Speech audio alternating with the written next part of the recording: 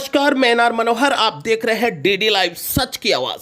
जी हां, आज बात करेंगे ऐसे सामाजिक संगठन की जिसने कोरोना महामारी में मानवता का परिचय दिया। जी, मैं बात कर रहा हूं क्षेत्र दातारामगढ़ सीकर के सामाजिक संगठन डॉक्टर अंबेडकर सेवा संस्थान की। सामाजिक न्याय और मानवता के लिए समर्पित ये संस्था एक रजिस्टर्ड संस्था है। अपने गठन के साथ ही संस्था ने समाज उत्थान व शिक्षा केंद्रित कई कार्यक्रम आयोजित करके अपनी पहचान बनाई।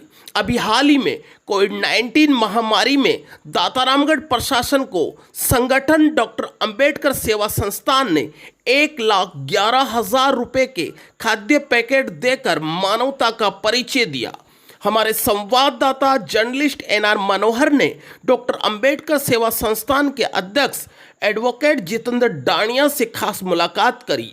आइए खास मुलाकात में मिलते हैं एडवोकेट डाणिया से। संस्थान अध्यक्ष जितेंद्र डाणिया से ये मुलाकात दातारामगढ़ क्षेत्र के सबसे लोकप्रिय व उभरते हुए स्कूल नोबल स्कूल के परिसर में हुई। नोबल स्कूल के निदेशक धर्मेंद्र विद्यार्थी डॉक्टर अंबेडकर सेवा संस्थान के सक्रिय सदस्य व पदाधिकारी है। धर्मेंद्र विद्यार्थी सौम्य स्वभाव के लिए जाने जाते हैं।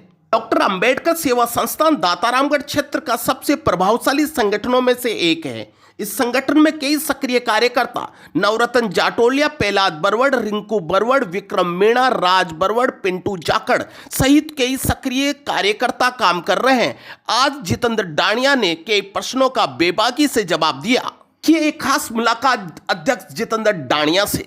वकील साहब, आपका हमारे चैनल में स्वागत है। जी सर, धन्यवाद। वकील साहब, मैं जानना चाहता हूं कि आपने कोविड-19 महामारी में बहुत ही सराहनीय काम किया है, आपकी टीम ने बेहतरीन काम किया है। ये प्रेरणा आप लोगों को मिली कहां से?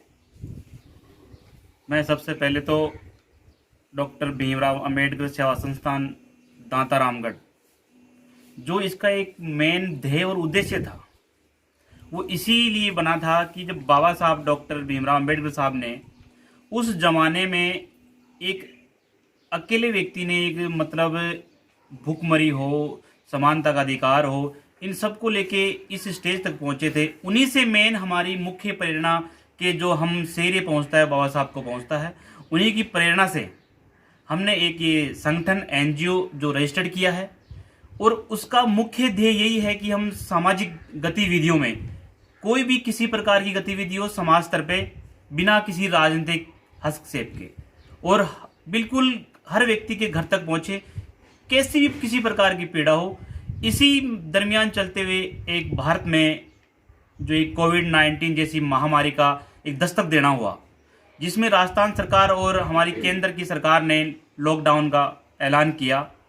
तब फिर हमने देखा जब 22 मार्च को जब ये लॉकडाउन राजस्थान की सरकार ने किया, जब हमारे संगठन हमारे डॉक्टर भीमराव अंबेडकर सेवा संस्थान रजिस्टर्ड द्वारा एक आपात मीटिंग बुलाई गई। उसमें इस बारे में चर्चा का एक विषय बना कि अब संस्थान क्या करे, ये कब तक लॉकडाउन रहेगा। तो हमें इतना पता नहीं था कि इतना बढ़ जाएगा, लेकिन हमने 26 मार्च को एक निर्णय लिया कि हमें जरूरतमंद जो एक गरीब तबके का व्यक्ति है, जो अपनी रोजमर्रा की सामान एक दिन में दिहाड़ी करके शाम को लेके आता है 400-300 रुपये, उससे अपना घर चलाता है, उनकी मदद तो आप का कहने का मतलब ये हुआ कि आप प्रभावित हो डॉक्टर अंबेडकर के विचारों से। जी सर। अच्छा, एक और मेरा प्रश्न है कि आप गरीब जो मजदूर है, जरूरतमंद परिवार है, उनको चिन्हित कैसे, पहचान कैसे करते हो आप लोग? जी सर, हमारा ये जो संस्थान है, इसकी प्रत्येक गांव में इकाइयां गठित कर रखी हैं हमने, और हमारे वॉलेंटियर हर जगह हैं। हमने जो गवर्नमेंट की लिस्ट है वो भी ली, और हमारे वॉलेंटियर्स हैं उनकी सूची भी ली, और खुद में हम भी व्यक्तिगत वहाँ मॉलों में घूम के हमारे वॉलेंटियर्स ने सूचियाँ तैयार की और क्रॉस मैच किया कि जरूरतमंद व्यक्ति कौन है। फिर हमने उसके घर तक पूछ के देखा वक्त की रियल में ये व्यक्ति जरूरतमंद है, उस तक हमने खाद्य सामग्री पहुंचाने का आपकी टीम काम कर रही है? बिल्कुल, हमारी पूरी टीम काम कर रही है। अच्छा, ये बताइए मुझे वकील साहब, स्थानीय प्रशासन का कितना सपोर्ट मिल रहा है आपको? मैं स्थानीय प्रशासन का हमारी संस्थान में कोई किसी प्रकार का भामाशाह या किसी कोई जरूरतमंद एक भी पैकेट का सहयोग नहीं है। हम हमारी संस्थान ने कल बाबा साहब की जयंती के उपलक्ष्य पर 1,11,000 रुपए के 450 पैकेट एसडीएम दांता रामगढ़ और विकास अधिकारी दांता रामगढ़ और थाना अधिकारी दांता रामगढ़ को जरूरतमंद परिवारों तक पहुंचाने के लिए ये राहत सामग्री बाबा साहब की इस जयंती के रूप में भेंट की है। मेरा वकील साहब आपसे अगला प्रश्न है कि इस समय महंगाई चरम पर है, कालाबाजारी भी बहुत बढ़ गई है। आपके क्षेत्र में भी मैं जब रिपोर्टिंग जा रहा हूं तो दुकान वाले हैं बहुत महंगी कर दिए ये चीजों को, तो इस तरह की शिकायतें अक्सर आ रही है। आपकी संस्था, क्या सब्जियों के दाम बढ़ रहे हैं, दुकान वाले स्थानीय है, मैं अभी बता रहा हूँ कि महंगाई कर दी है, तो मजदूरों पर इसका भार पड़ा होगा? देखिए, इसका कहने का मतलब मेरा यह है, अभी लॉकडाउन में राशन की सामग्रियां बाहर से आने में बहुत समस्या हो रही है, परमिशन नहीं मिल पा रही, गाड़ियां फंस रही है, कुछ तो आगे से ही महंगा आ रहा है। और एक तो क्या कि एक मीडिया की, सोशल मीडिया भी इस पे ना मेरे से भाई बहुत ज्यादा करते हैं कि अब कोई चीज का जी इतने रुपये चढ़ा के ले ली, बढ़ा के ले ली। ऐसा नहीं है। प्रशासन, पुलिस प्रशासन और सभी बिल्कुल दुकानों पे राउंड रहते हैं। नहीं, मैंने देखा है सर। मैं जैसे मान लीजिए आप दुकान पर जाइए, जो चीज 38 रुपए किलो में बिक रही थी अब वो 50 रुपए क्रॉस कर गई है। जी। सब्जी जो हम कह सकते हैं 2 गुना 3 गुना बढ़ गई है जी। तो इससे तो मजदूर जो कमजोर वर्ग है उस जी, पर जी। वो प्रभावित हुआ होगा। बिल्कुल ये बात ठीक है कि इससे जो सीधा अगर जो कोई भी अगर सीधा नुकसान पहुंच हुआ है, जो ये इस गरीब तबके के मजदूर वर्ग को बहुत ज्यादा नुकसान हुआ आपको लगता है कालाबाजारी हो रही है? इसके बारे में मैं बिल्कुल कह सकता हूं कि कालाबाजारी है, जो बिल्कुल कालाबाजारी कहीं ना कहीं हो रही है। इस पे प्रशासन को एक तरह की नकेल कसनी चाहिए। अच्छा, दहाड़ी जो मजदूर है, मनरेगा मजदूर है, लॉकडाउन में उनको छूट मिलनी चाहिए, क्योंकि इतना लंबा लॉकडाउन उन परिवारों के लिए तो एक मुसीबत का पहाड़ टूट गया होगा। आपका निजी, आपकी संस्था, आपका क्या विचार है?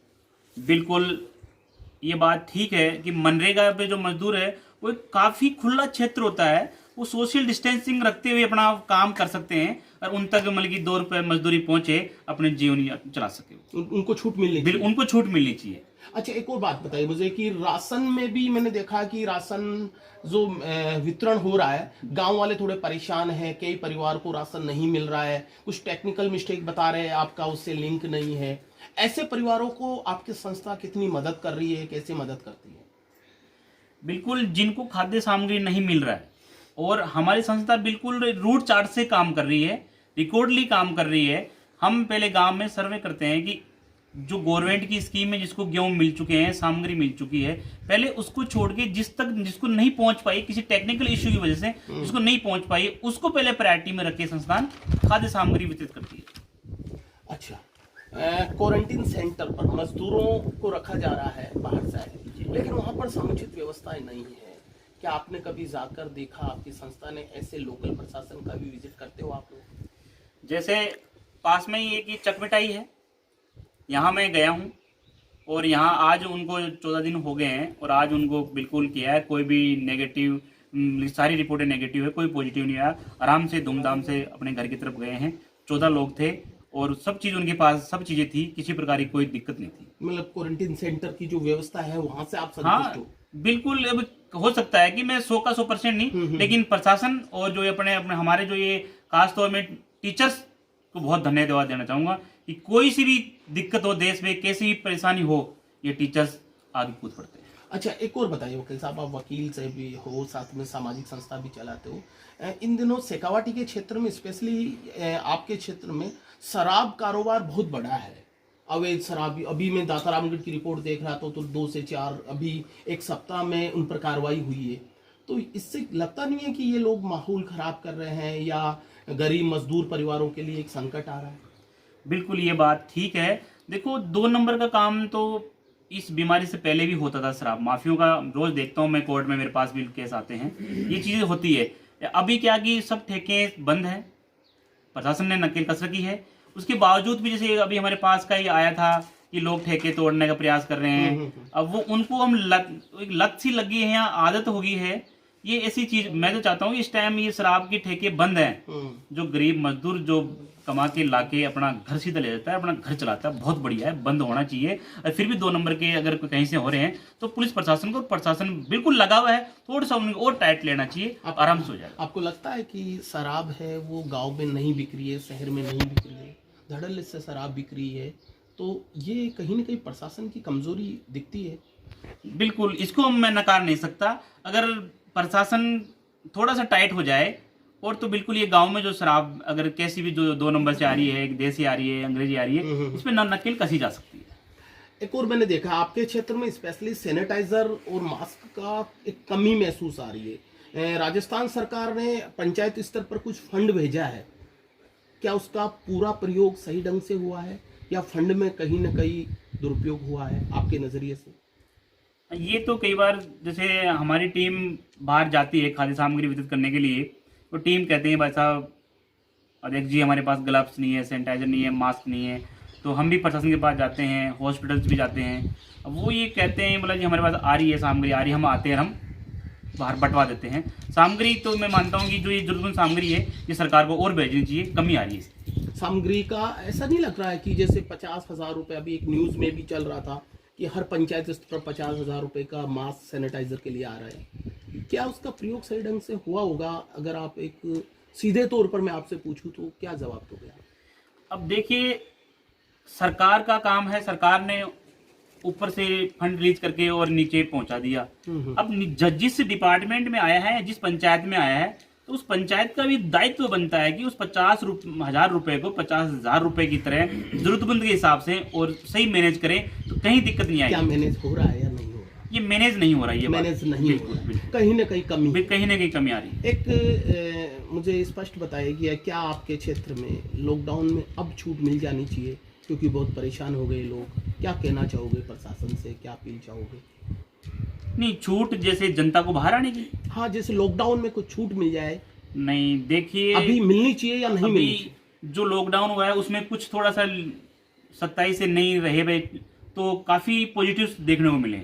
इसलिए मेरा कहने का है अब जो और लॉकडाउन बढ़ा है 3 मई तक, थोड़ा सा इस पे 27 से पेश आए तो शायद मैं, मतलब आपका कहने का मतलब है कि लॉकडाउन में कोई छूट नहीं हो, कोई छूट और इसमें सख्ती की जाए, जरूरतमंद चीजों को छोड़ के, जैसे मेडिकल डिपार्टमेंट है, प्रशासनिक है, पुलिस है, कई अति आवश्यक चीजें हैं, उनको छोड़कर। उनका क्या होगा? जो अभी मैंने वापस प्रश्न दोहरा, मनरेगा है, दहाड़ी मजदूर है, कमजोर वर्ग है, वो जो बेचारे डेली कमाते थे, तो उनके लिए तो ये मुसीबत आ रही है। एक तरफ तो प्रशासन है, जैसे सरकार है, वहां तक राहत सामग्री नहीं पहुंचा पा रही है, आप जैसे लोग मदद कर रहे हो, लेकिन वो मदद भी आप लोग कब तक करोगे, कितने परिवारों को करोगे? तो लगता नहीं है कि अर्थव्यवस्था थोड़ी सी गड़बड़ा जाएगी?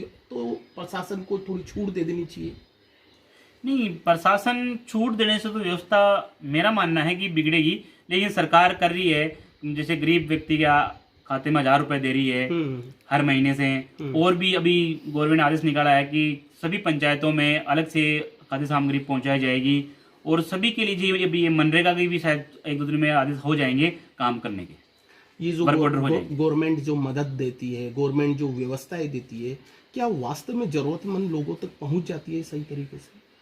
हम जहाँ जा रहे हैं, हम देख रहे हैं, तो हमारे को ये देखने के सामने आता है कि हमारे पास हम अब पंचायत से हैं या विधायक कोटे से हैं या निजी फंड से हैं या सरकार से हमारे पास सामग्री पहुंची है, बहुत बार देखने को मिलता है, अब पहुंच रही है। मेरा अंतिम सवाल, क्या अपील करोगे प्रशासन से, गांव वालों से, अपनी संस्था के माध्यम से?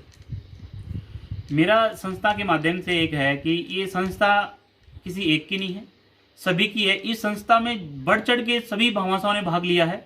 मैं सभी भामाशाहों का बहुत बहुत साधुवाद, बहुत बहुत धन्यवाद करना चाहूँगा उनको, जो इस विकट घड़ी में संस्थान का एक जरिया लेके आगे आए, और संस्थान ने जरूरतमंद लोगों तक, अभी तक 970 जरूरतमंद परिवारों तक संस्थान ने खाद्य सामग्री पहुंचा चुका है।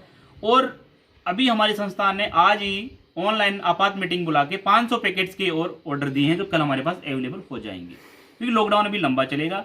और मेरा कहने का मतलब है सभी अपने घर में रहें।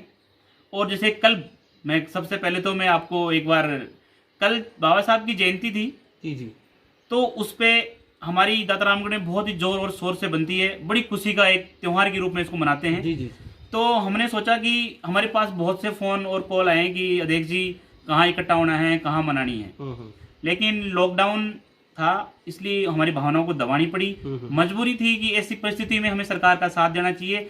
संस्थान ने एक सार्वजनिक प्रेस नोट जारी किया और संस्थान के प्रत्येक गांव में इकाई अध्यक्ष है और मेंबर है, उन्होंने उसकी पालना करते हुए, घरों में रहते हुए और बिल्कुल स्टे रखते हुए और घरों में बाबा साहब के सामने दीप जलाए, पुष्प माला चढ़ाई और डेकोरेशन किया, मीठा बनाया, खाया। बिल्कुल अभी खुशी संतुष्टि मिली कि जयंती और प्रशासन को आपने 1,11,000 रुपए की। बिल्कुल हमने इस बाबा साहब की जयंती के उपलक्ष्य पे हमने दाता रामगढ़ एसडीओ साहब, दाता रामगढ़ विकास अधिकारी, दाता रामगढ़ थाना अधिकारी महोदय, तीनों को हमने 450 पैकेट 1,11,000 रुपए की, जो अभी तक सबसे बड़ी एक सहायता कोष में सबसे बड़ा एक पैकेज है हमारी संस्थान की तरफ से।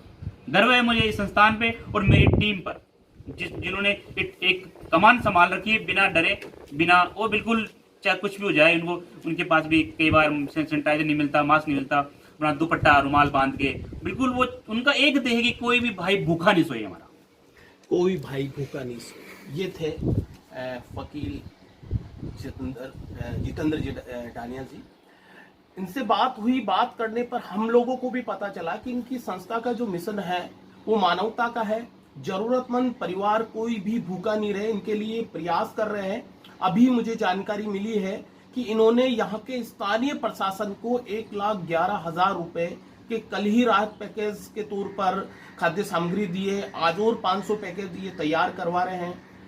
इनका अपना खुद का एक मानना है कि अगर प्रशासन आगे नहीं आए तो हम एक एनजीओ के तरह, हम एक सामाजिक संगठन की तरह, हम एक मानवता के नाते हम सब आपस में मिलकर ही संगठन का काम कर रहे हैं। इनके काम को हम तारीफ कर सकते हैं और इनकी टीम की तारीफ कर सकते हैं। मैं एनआर मनोहर, महेंद्र सिंह पिपलीवाल के साथ डीडी लाइव। अगर आपको हमारा चैनल पसंद आया हो तो प्लीज इसे लाइक और शेयर करें। आपकी कोई राय हो तो नीचे कमेंट बॉक्स में जरूर लिखें। इसी तरह देश प्रदेश गांव गलियारों की खबर के लिए हमारे चैनल को सब्सक्राइब करें। डीडी लाइव, सच की आवाज।